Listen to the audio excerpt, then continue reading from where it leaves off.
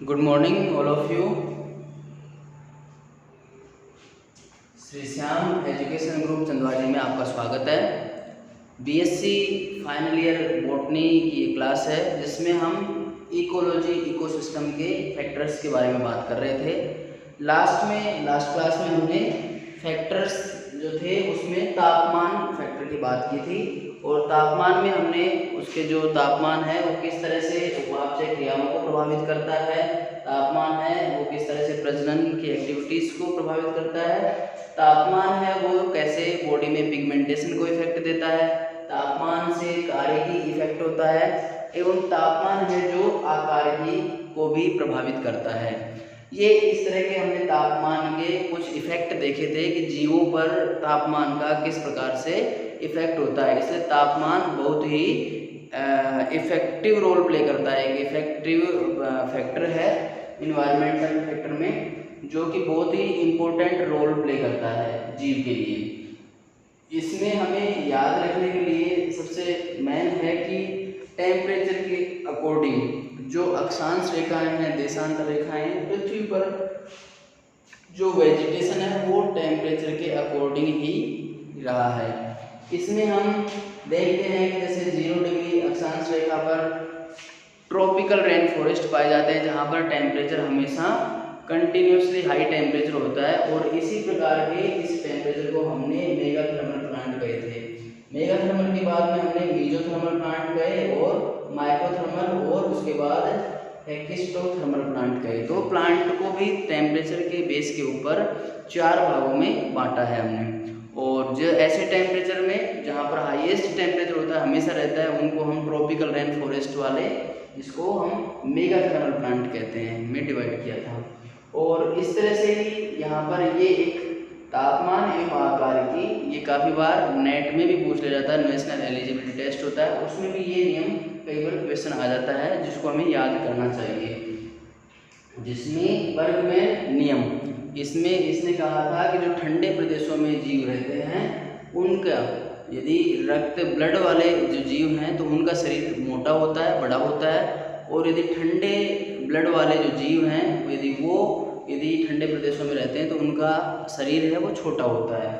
तो Burgman rule ये कहता है, जबकि रेन से सिद्धांत कहता है कि जो टुंड्रा प्रदेशों में या ठंडे प्रदेशों में जो जीव पाए जाते हैं उनके पंख लंबे एवं छोटे होते हैं, जबकि जो गर्म प्रदेशों में पक्षी पाए जाते हैं उनके पंख हैं वो चौड़े और बड़े होते हैं। जबकि एलन का नियम कहता है कि बॉडी के जो आउटर पार्ट्स हैं वो ठंडे प्रदेशों में कम चौड़ाई के मतलब छोटे होते हैं, जबकि बाहरी जो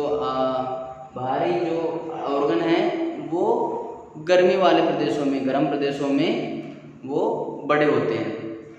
जॉर्डन का नियम कहता है कि जो कशेरुकाएँ हैं, मछलियों की कशेरुकाएँ वो ठंडे प्रदेशों में ज़्यादा होती हैं, जबकि गर्म प्रदेशों में ये कशेरुकाओं की संख्या कम होती है। तो ये सारे इफेक्ट हैं टेम्परेचर के किसी जीव के ऊपर। अब ये टेम्परेचर का हम पढ़ रहे हैं कि इसकी जो वितरण है, तापमान एवं वितरण, तो तापमान और वितरण को हम देखते हैं तो ये सारे फैक्टर ही तो हैं जो कि वितरण को प्रभावित करते हैं। जैसे कि मान लो कि किसी की आकारिकी कैसी होनी चाहिए, कैसी नहीं होनी चाहिए, यदि वो डिपेंड करता है। यहाँ पर हम पौधों का वितरण देख रहे हैं कि यदि हाईएस्ट रेनफॉल होती है, हाईएस्ट टेम्परेचर होता है तो यहाँ पर मैक्सिमम प्लांट पाए जाएंगे, मैक्सिमम डाइवर्सिटी पाई जाएगी। तो यहाँ पर नंबर ऑफ प्लांट्स ज़्यादा होंगे तो यहाँ धीरे धीरे नंबर ऑफ प्लांट्स कम होंगे, और टुंड्रा प्रदेशों में प्लांट्स की संख्या धीरे धीरे कम होती चली जाती है। तो ये पौधे के वितरण को प्रभावित करता है टेम्परेचर। इसी तरह से हम देखते हैं जैसे कि जो एक्टिविटीज़ हैं उपापचय की, दर हैं, मेटाबॉलिज्म एक्टिविटीज़ हैं, वो कम ज़्यादा टेम्परेचर के अकॉर्डिंग होती हैं। तो एक जीव को एक नॉर्मल रेंज का टेम्परेचर चाहिए होता है जिसमें उसकी मेटाबॉलिक एक्टिविटी सामान्य तौर पर चलती रहे। यदि ऐसा चलता है तो वहाँ पर उसकी पॉपुलेशन बढ़ेगी, मृत्यु दर कम होगी, जन्म दर ज़्यादा होगी, और जन्म दर ज़्यादा होगी तो वहाँ पर डाइवर्सिटी बढ़ती चली जाएगी। तो ये फेवरेबल कंडीशन है जहाँ पर कि एक बॉडी मेंटेन रह पाएगा।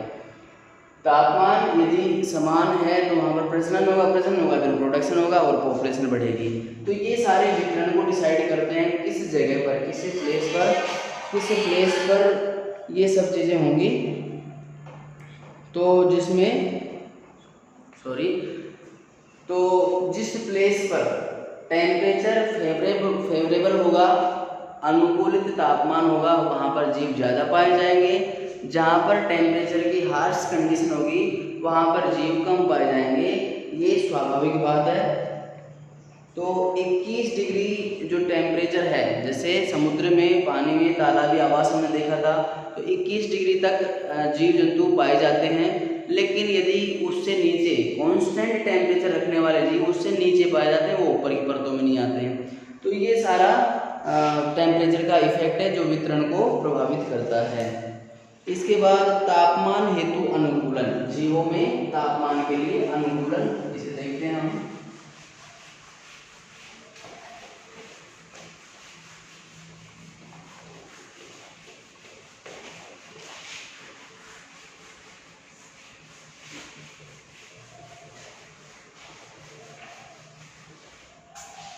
तो तापमान के अकॉर्डिंग जीवों में अलग अलग अनुकूलन पाया जाता है। जैसे हम कहें कि इन्होंने जो जॉर्डन नियम था, बर्गर नियम था, रेंसे नियम था, ये क्या कहते हैं कि ये अनुकूलन तो बता रहे हैं कि यदि ठंडे प्रदेशों में पाया जाता है जीव तो उसके अनुकूलन इस तरह से करता है वो, ठीक है।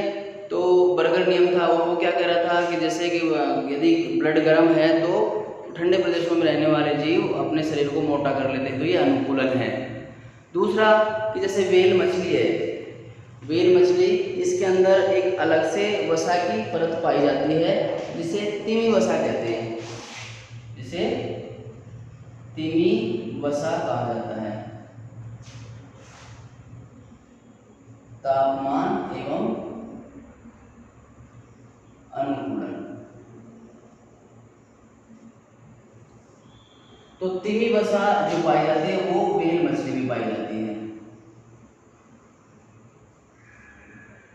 वेल मछली में पाई जाती है।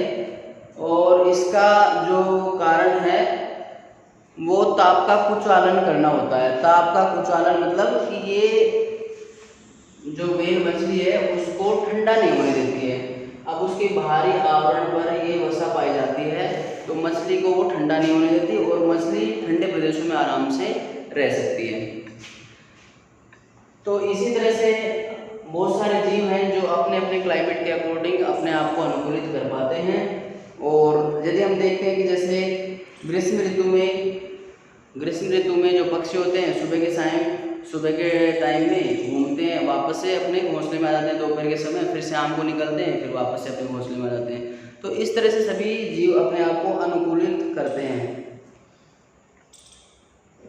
अत्यधिक ठंडे होने पर कुछ जंतु प्राय मृत हो जाते हैं और इस घटना को क्रिप्टोबायोसिस कहते हैं। क्रिप्टोबायोसिस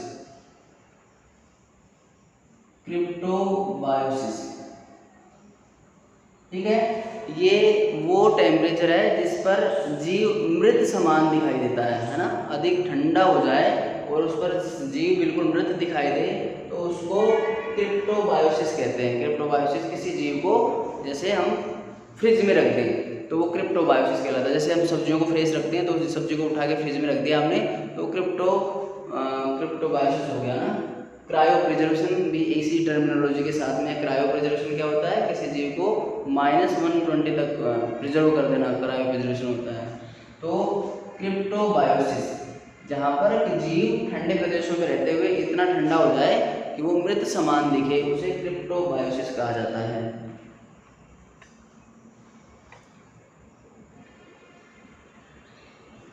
ऐसा जीवों में टेम्परेचर के साथ में जैविक जो क्रियाएं हैं, उपापचयी क्रियाएं हैं वो कम ज़्यादा होती हैं। यदि टेम्परेचर बढ़ता है तो उपापचयी क्रियाएं बढ़ती हैं, टेम्परेचर कम होता है तो उपापचयी क्रियाएं कम होती हैं। तो ये इस तरह के अनुकूलन भी जीवों में पाए जाते हैं।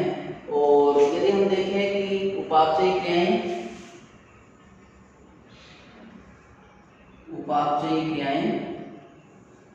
कि हमने कहा जैसे 37 डिग्री या 37 डिग्री के ऊपर ये मैक्सिमम इसकी उपापचयी क्रियाएं होंगी, उसके बाद में उपापचयी क्रियाएं डिक्लाइन कर जाती हैं।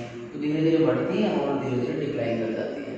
तो इस तरह से हम कहेंगे कि उपापचयी क्रियाएं भी टेम्परेचर पर ही डिपेंड करती हैं। यदि कम टेम्परेचर होगा तो जैसे मेंढक है, मेंढक के अंदर क्या होता है कि हाइबरनेशन हाइबरनेशन में मेंढक क्या करता है कि जमीन से कुछ नीचे जाके और केवल सुप्त अवस्था में चला जाता है। 3-4 महीने के लिए वो सुप्त अवस्था हो जाता है। जैसे बारिश होती है और वो टर टर की आवाज़ आने लगती है तो वो हाइबरनेशन से उठता है उसमें। तो उसमें हाइबरनेशन की प्रोसेस में क्या करता है कि इसमें क्या करता है कि ये जो मेटाबॉलिक एक्टिविटी है वो उसकी कम हो जाती है। कम करने के लिए क्या करता है, केवल श्वसन इसमें चलता है, बाकी और सारी एक्टिविटीज इसकी स्लो हो जाती हैं। और उसमें क्या होता है कि ये मेंढक का यदि शरीर है बिल्कुल पिचक जाता है, एक कागज़ की प्लेट की तरह ऐसे चिपक जाता है। लेकिन जैसे जैसे यदि ये हाइबरनेशन से बाहर आता है तो वापस से इसका शरीर पूर्णतः ठीक हो जाता है।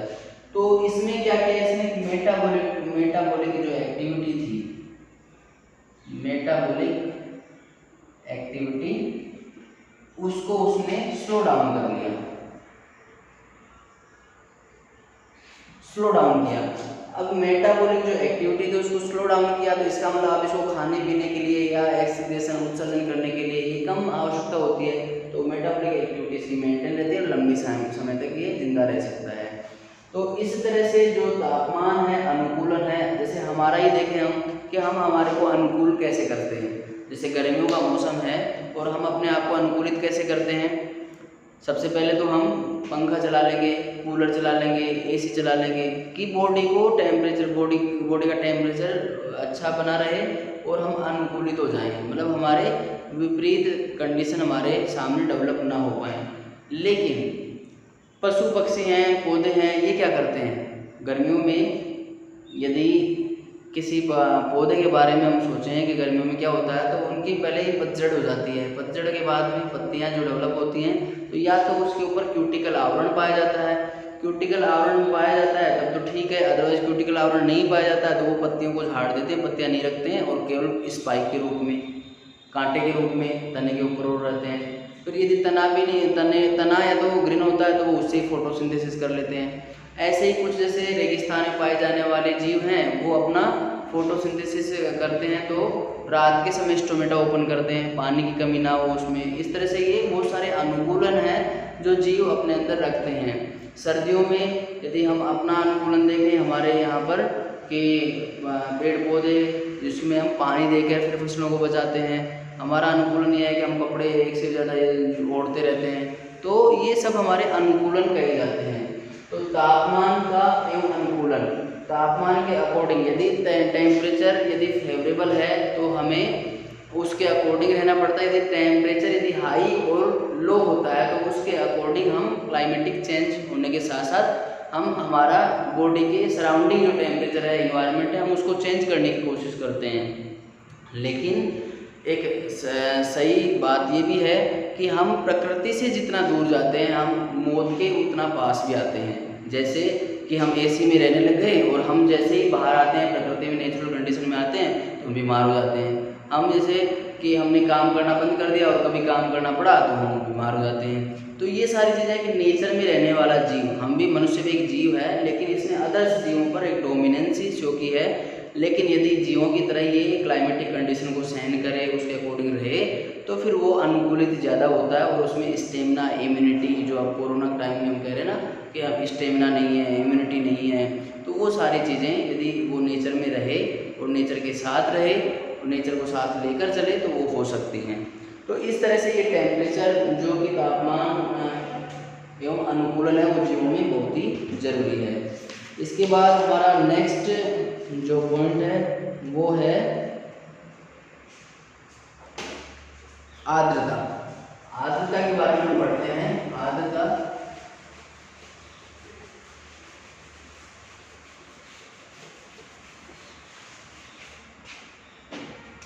ह्यूमिडिटी,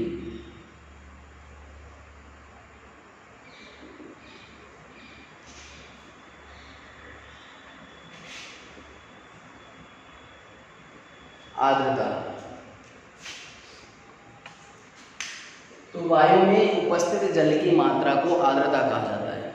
ठीक है, वायु में उपस्थित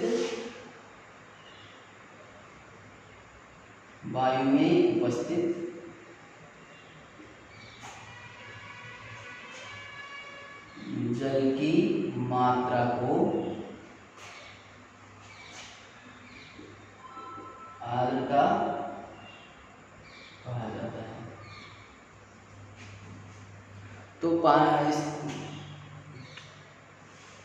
जो वायु है उस हवा के अंदर पानी कितनी क्वांटिटी में उपस्थित है वो उसकी आर्द्रता कहलाती है। जैसे कोई पानी का सोर्स है, समुद्र तल है, समुद्र की सरफेस है, पाउंड की तालाब की सरफेस है, तो वहाँ पर आर्द्रता ज़्यादा होती है। क्यों? क्योंकि पानी वाष्प बनता है तो हवा के अंदर वाष्प जाती है और वो ह्यूमिडिटी बढ़ती है। लेकिन जैसे हम गर्मियों में देखते हैं यहाँ पर, तो गर्मियों में बिल्कुल सूखापन, जैसे हवा हमारे टच होती है तो हम कहते हैं लू चल रही है। लू चलने का मतलब क्या है कि पानी में, हवा में पानी की पानी का परसेंटेज भी उपस्थित नहीं होता है, पानी बिल्कुल शुष्क हो जाता है, हवा बिल्कुल शुष्क हो जाती है, जिससे कि हमें लू का अनुभव होता है कि जैसे आग बरस रही हो। तो इस तरह से उसमें आर्द्रता लोएस्ट हो जाती है। लेकिन यदि हम पानी के जो सोर्स हैं उनके ऊपर से निकलें, जैसे हम कभी समुद्रों में जाएं तो समुद्र में वहाँ पर आर्द्रता फील होती है, चिपचिपापन महसूस होता है, तो वो आर्द्रता कहलाती है।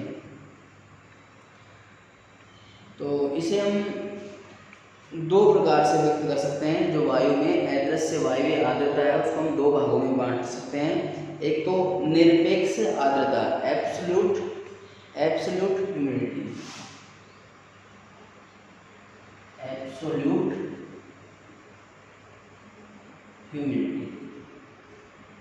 इसे कहते हैं निरपेक्ष आर्द्रता।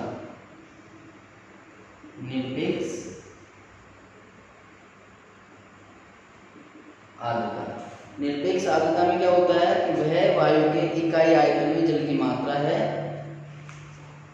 सामान्यतः इसे 1 घन मीटर में उपस्थित जल के ग्रामों के रूप में व्यक्त किया जाता है। तो वायु के इकाई आयतन में उपस्थित जल की मात्रा एब्सोल्यूट ह्यूमिडिटी कहलाती है। वायु के इकाई आयतन में उपस्थित जल की मात्रा है, जिसे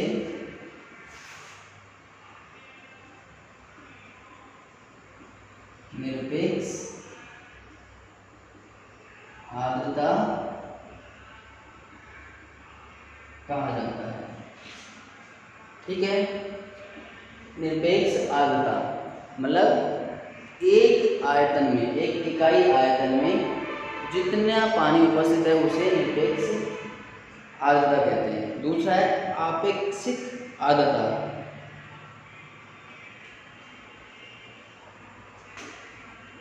इसको कहते हैं हम रिलेटिव ह्यूमिडिटी।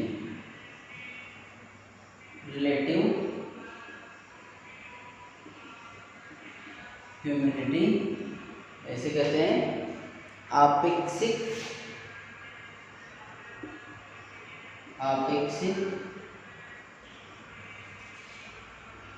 आर्द्रता, रिलेटिव ह्यूमिडिटी, आपेक्षिक आर्द्रता। तो इसमें क्या करेंगे, हर तापमान पर वायु के निश्चित आयतन में एक निश्चित सीमा तक की जलवाष्प धारण करने की क्षमता होती है, जिसे सैचुरेशन कहते हैं। आपेक्षिक आर्द्रता निरपेक्ष आर्द्रता व संतृप्त का अनुपात है। आपेक्षिक आर्द्रता निरपेक्ष आर्द्रता एवं संतृप्त का अनुपात है, P एवं R H बराबर P/R इंटू 100। तो आपेक्षिक आर्द्रता क्या है कि संतृप्तता,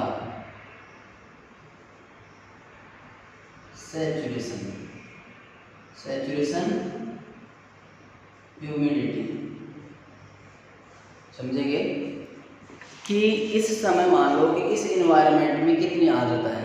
ठीक है, ये तो है निरपेक्ष आर्द्रता कि इस इन्वायरमेंट में इतनी आर्द्रता है, प्रेजेंट है, तो इसे हम कहते हैं P, इसे हम कह सकते हैं P।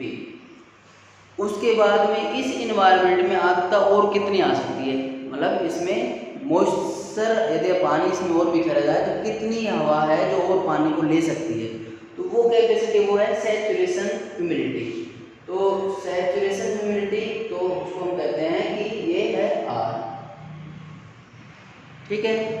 अब हम कहते हैं आपेक्षिक आर्द्रता, इसका मतलब इसमें जितनी प्रेजेंट थी और इसमें जितनी आ सकती है, तो आपेक्षिक आर्द्रता जो आने वाली आर्द्रता है वो कितनी है, इसका मतलब P/R इंटू 100, ये आपेक्षिक आर्द्रता आ जाएगी। तो आपेक्षिक आर्द्रता वो कहलाती है कि उस वायु में पानी की वह मात्रा है जो कि करंट टाइम में जो आर्द्रता है उसके बाद उसमें पानी लेने की कैपेसिटी है उस हवा में। मतलब यदि हवा में जितनी आर्द्रता है उसके बाद पानी और एक्सेप्ट करने की कैपेसिटी है, तो वो कहलाती है रिलेटिव ह्यूमिडिटी। ठीक है, रिलेटिव ह्यूमिडिटी। तो यहाँ पर हम ये टर्म्स कहते हैं absolute humidity. Absolute humidity means how much humidity present at this time, मतलब करंट टाइम में, किसी प्रेजेंट टाइम में ह्यूमिडिटी पानी कितना उस हवा में प्रेजेंट है वो एब्सोल्यूट ह्यूमिडिटी कहलाती है। जैसे हमने रीडिंग ली, कोई मीटर है, जैसे घड़ी आती है ना, उसमें 3-4 चीज़ें बताता है, टेम्परेचर बताता है, टाइम बताता है, ह्यूमिडिटी बताता है। तो हमने उसमें रीडिंग ली 94 आई, 100 आई, तो इसका मतलब वो करंट एब्सोल्यूट ह्यूमिडिटी अभी ये है। लेकिन यदि हम देखते हैं कि बारिश के दिनों में और देखें हम कि ह्यूमिडिटी उसमें 110 तक आ गई, तो इसका मतलब जैसे 90 थी, हमने 90 रीडिंग नोट की और 110 भी आ जाती है कभी कभी बरसात में, इसका मतलब कि वो सैचुरेटेड ह्यूमिडिटी है, जैसे 110 तक पहुंच गई। तो 90 और 110 का अंतर क्या हो गया, 20।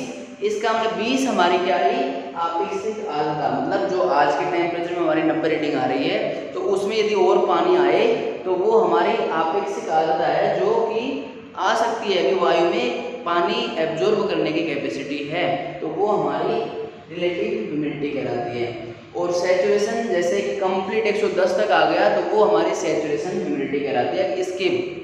इसके बाद यदि पानी और आता है तो फिर वो पानी हवा में नहीं रुकता है, वो नीचे आ जाता है। जैसे हम बारिश में देखते हैं कि बादल जब तक उसको कैपेसिटी रहती है उसको लेके और घूमते रहते हैं, लेकिन जब उसकी आर्द्रता बढ़ती चली जाती है और आर्द्रता बढ़ती है, एक कैपेसिटी, एक सैचुरेशन ह्यूमिडिटी से ज़्यादा होने लगती है पानी की मात्रा, तो फिर वो बारिश के रूप में नीचे आ जाती है।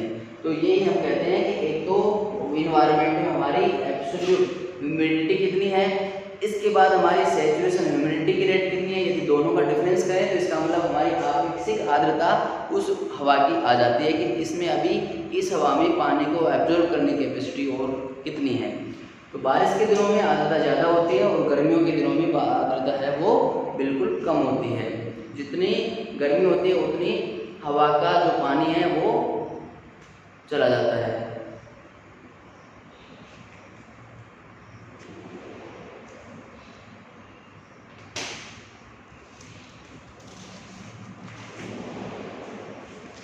तो इसमें हम देखते हैं कि आर्द्रता है वो भी जीवों को प्रभावित करती है। जैसे कि मान लो कोई ज़्यादा ह्यूमिडिटी हो जाती है तो हम, जैसे गर्मियों में हम आर्द्रता कम होती है तो पंखा चलाते हैं, हमारे पसीने सूख जाते हैं। लेकिन बारिश के दिनों में, जैसे गर्मी हो रही है, बारिश के दिनों में तो पानी है हवा में, लेकिन जब हम पंखा चलाते हैं, कूलर चलाते हैं तो हमें ठंडा नहीं लगता है। क्यों नहीं लगता है? क्योंकि वो ऑलरेडी पानी की मात्रा उसमें प्रेजेंट है और हीट हो रही है, तो वो फिर हमारे को ठंडा महसूस नहीं होता है, तो ह्यूमिडिटी ज़्यादा होगी। तो ह्यूमिडिटी वाली जो गर्मी होती है उसमें हमारे को गर्मी फील होती है, तो इसलिए फिर हम एसी यूज कर लेते हैं। फिर हमारा अनुकूलन बढ़ जाता है कि एसी हमने यूज कर ली। एसी क्या करती है, फिर हवा की नमी को वापस से सोखती है और पानी को निकाल देती है। वो कंडेंस्ड करती है, खींचती है पहले नमी को, फिर उसको कंडेंस्ड करती है, संघनित करती है और पानी बनाती है, और फिर पानी को नीचे पाइप के थ्रू बाहर निकाल देती है। ठीक है, तो फिर हम वापस से, हमें हवा लगती है तो हमें फील होता है कि हाँ अब ठंडा हो रहा है। तो इस तरह से ये अनुकूलन है, जो ह्यूमिडिटी है वो भी हमारे अनुकूलन में बहुत बड़ा रोल प्ले करती है। तो इस तरह से हमारा चौथा फैक्टर है ह्यूमिडिटी, ये भी कंप्लीट होता है। और हम बात करते हैं फिर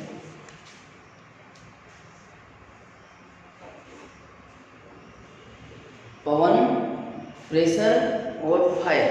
ये हमारे नेक्स्ट टॉपिक हैं जो हम नेक्स्ट क्लास में पढ़ेंगे। Thank you.